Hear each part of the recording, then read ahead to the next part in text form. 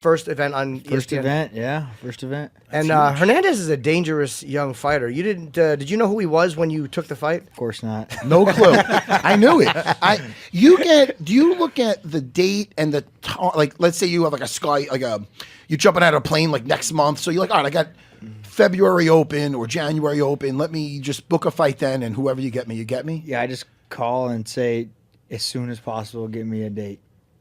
You cleaned up your facial hair, by the way. That's an applause. Yeah, it's a different look every time. It didn't look bad. It looked almost like you were like a crazy homeless. I thought I saw like I thought I saw you on the way over. When I saw your last fight, like three of you. Like, you look like a crazy homeless guy in New York. I walked over Cowboy on the way over here. But you cleaned it up. What happened? You just felt like cleaning it up? Yeah, just it's not major news. It's not major news. It's the first time I looked at you today. Yeah, I don't know. What made you go back down? 6-4. You were doing great. As 6-4 is not great. No, but I mean after that Mike Perry win was. I'll tell you what, those 70-pounders, they're big sons of bitches, man. It was a size thing.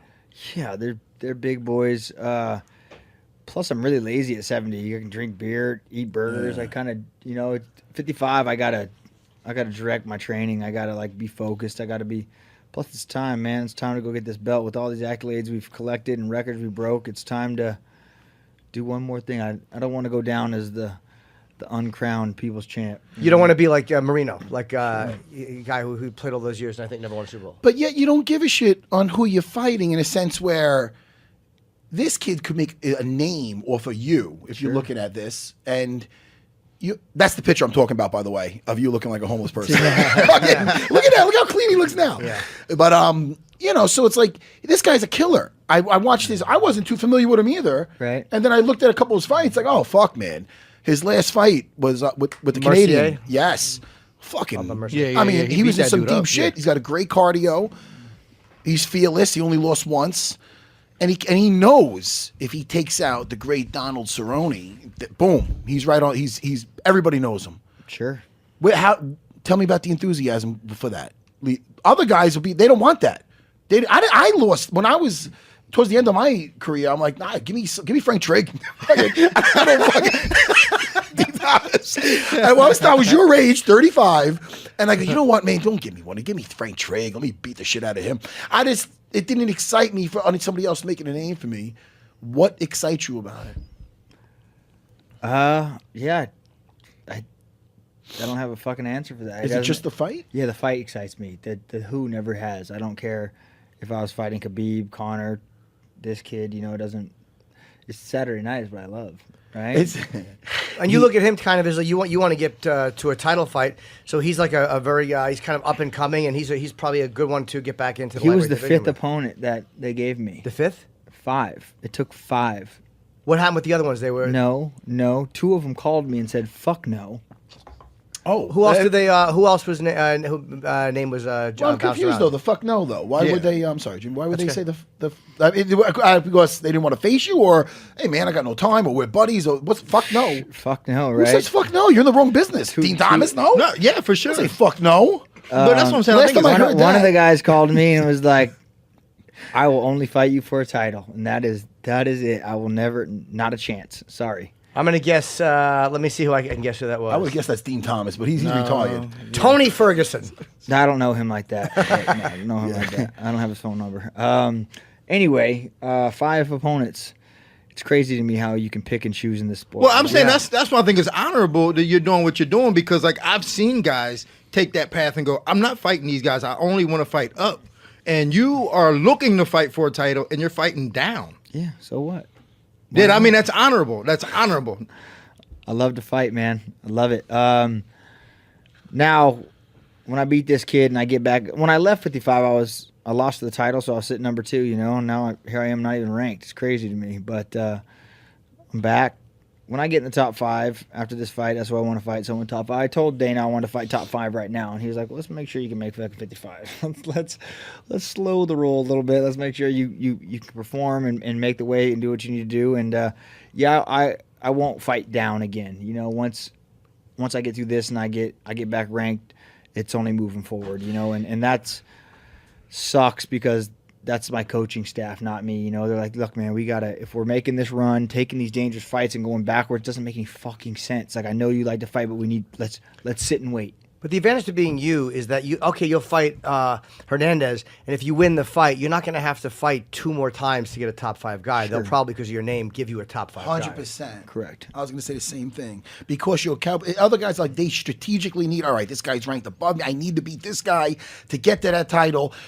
This kid he's coming with fire. So this is going to be a barn burner. I can't wait for this Saturday night. Yeah. I can't wait for this fight. So, he says, Yeah. or you said he has cardio. I have cardio. Good. Fuck yeah, you do. I He's got do. arm locks. I'm sure you got arm locks too, obviously. Yes, Perry. I got it all, man. I mean, I just hope he doesn't want to just wrestle and make it a boring fight. Like, let's fucking fight. Yeah. Point at the middle of the ring, put your foot down, let's throw down, motherfucker, let's go. Wasn't it satisfying taking that arm, though? It's not like, I know you say that a lot, and that's how you fight, but yet, Perry, he brought you down, and boom, look at how you took that limb. Like, it was out there for a second. Like, you talk about wrestling, and I've been working wrestling a lot, but as soon as Perry, like, grabbed me, I was like, oh, okay. Yeah. Just like, sure, take me down, let's go. Sometimes you feel the level of the stiffness. You're like, all right, no matter where this goes. It's like letting somebody who is less experienced pass your guard. You're like, I know I'm going to get out and get on top. That's what it kind of looked like to me. Yeah, I was just like, oh, okay, let's go to the Were you ground. surprised he was doing that? Absolutely. When he grabbed, like, body locked me and went for the takedown, I was like, oh, hell yeah, let's go. It's a weird choice. It was a weird choice. Yeah, you know for what sure. I mean? Yeah, especially when you're known to punch as hard as he punches. And he's like a barbarian, you know? The fuck is this? I got my crew coming in. Yeah, Listen, dude, you said you wanted another crew to come in here. This is out of control. What do you think this is? Your podcast with Woodley D's nuts? I mean, what is this? God, what is that? Is this the Larry from Three's Company? Oh. Guys, give us 2 seconds, or come back in, or Chris, the producer, take control of Dean Thomas's riffraff. Yeah, what just happened? Listen, I roll with an entourage now. You gotta control your. I know, crew. man. I gotta. How come they were late? They didn't show up when you did. They should have been here before you. I know, Jimmy. That's true. You're right. Where's security in this place? Last time this security slacking. Like I said, you're lucky your kids. Yeah. So what have you been doing? I told you, and I've told you this, and it's the truth. I think of you every time I fly and I'm in turbulence because you enjoy it. Are you still doing all that stuff? Yeah, absolutely. Are you still rolling planes? I haven't rolled a plane in a little while. I'm flying them straight. And I got my pilot's license, so yeah. But and your instrument qualified? I know that sounds like a dumb question. Not instrument qualified. No, I'm not night or instrument yet. So, okay. But if you need me to go fly around the city during the day, I got you. So you have to do you have to make sure that there's clear vision and no clouds. No clouds. Yeah, clear vision. Right. I'm not instrument trained yet. Do I feel I could do it? Yes. But am I certified? No. So what do you have to do? How many more hours before? Like, what's the difference I think I need between 15 more hours of flying in shit conditions. You do? Yeah. And that's with an instructor? Oh, absolutely, yeah. Oh, okay. A couple runs are by myself, but that's pretty standard. Have you made any mistakes? Like when you're flying, you have an instructor. There's a guy who can obviously take over. Have you done things where you're like, oh fuck, I'm not ready yet? No, because that's not how I'm geared.